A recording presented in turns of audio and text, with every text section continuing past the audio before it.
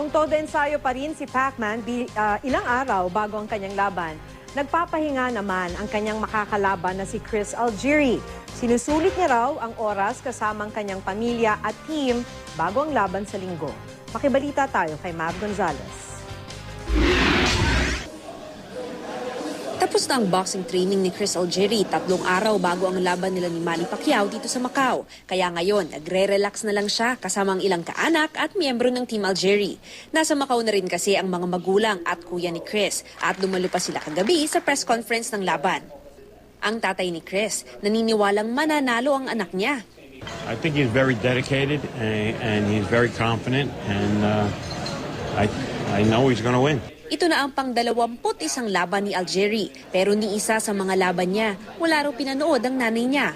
I'm very, very proud of him, what he's accomplished. Chris told me that you never watch his fights. I don't, and I won't. I get very nervous. I actually don't want to see anybody get punched. I don't care if it's Chris or someone else. I don't like the head going one way. And Makakalaban man ang anak nila si Pacman, di raw nila maikakailang bilib din sila sa ating pambansang kamao. Chris has great admiration for Manny, as we all do in our family. We just can't believe that their names are up there together. Honestly.